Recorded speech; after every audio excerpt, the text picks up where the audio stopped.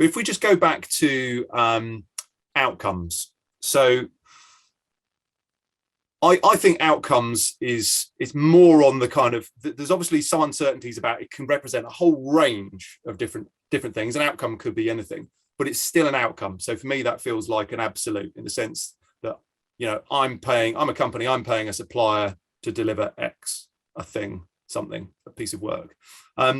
And it has lots of kind of applications, in the sense that it could be somebody going on to Upwork and, you know, engaging a freelancer to design a logo for them for £100, for example. What would your definition be of that kind of outcome-based model, if you could kind of encapsulate that? Yeah, I think it's a really good question. In terms of, and you've done a really good job of explaining it really with the logo. It's basically the organisation understands what they're paying for. So the value that's derived from the outcome that they want, you can understand what the cost of that was to achieve it. Quite often, statement of work, or, you know, is a prime example of that, because it's driven on, there's a key objective at the end of the piece of work that somebody wants to achieve, and then that we break that down into the milestones, into those steps are going to achieve that overall goal. And I think that gives an organisation the opportunity to understand, first of all, upfront, what's involved in reaching that goal. Sometimes people don't know. But also giving them a more realistic stance of what, not just what has to happen, but all the other factors that might take into account what other departments or what other systems or what other processes need to be engaged in order that can happen. Because quite often it's very easy that we see in larger organisations, sometimes smaller, but there's very siloed approaches to, for example, I'll go back to the IT usage, because it's quite a nice example. You know, finance want to put in a new finance system, but they forget to involve technology, and they forget to involve legal, and they forget to involve all the other departments that might touch that finance system from a different viewpoint and a different perspective.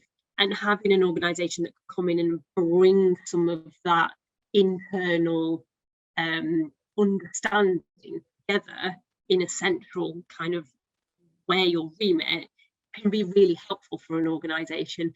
And also, most people don't like to talk about it, but there's often internal politics in bigger organisations as well. You know, mid-sizes as well, they're not immune to it.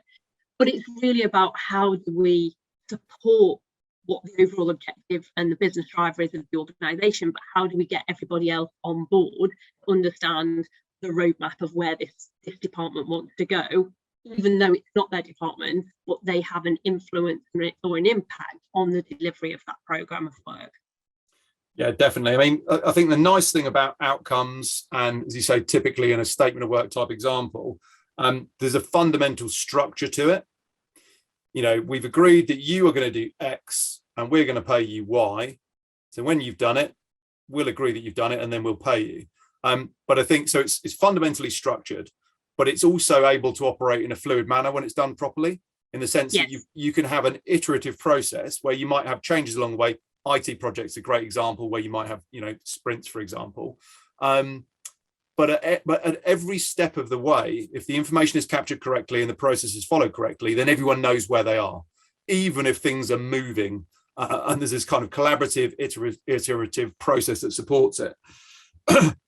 So I think, as you say, it does allow organizations to understand what they're paying for and what they're getting, but it also allows them to be adaptable to the fact that you might not 100% be able to define at the beginning what ends up being the outcome at the end.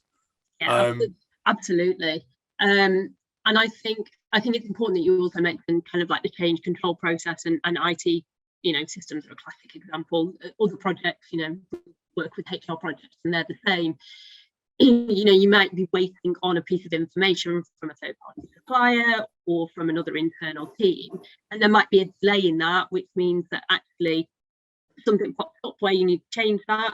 So it's really important to have a really good strong change control process, but also that you can audit as well. So you can understand when senior leaders go, an extra 4 weeks or it took an extra 6 weeks. Why was this delayed? You've got a full audit process that you can go back through, and you've documented, and a lot of the work that we do is documenting the decisions that have been made and the options that were put forward to the organisation, of which they then chose which option to go forward. And IT can be a classic example where we've done a piece of discovery work, we've gathered the requirements from the organisation and the users to understand what they ultimately want to get out of a new system. We would then present some of the options for the organisation, because whilst we're a critical friend, we don't decide what they do. We provide the platform in which they've got the opportunity to understand what the pros and cons are of the different options, and then they can then move forward. And it might be that we contract do an initial piece of discovery work, and then that's okay, they want to go off and you know, run that themselves internally, because they've gathered enough knowledge, they've got the foundations, and they've actually got the people that have come off other projects that can now then go and deliver that project, and that's absolutely fine. You know, the fundamental piece around outcome based is that we are providing value at the point the organisation needs it to bring in the skills and expertise, and then they can pick and choose where they want to utilise that additional resource from ourselves.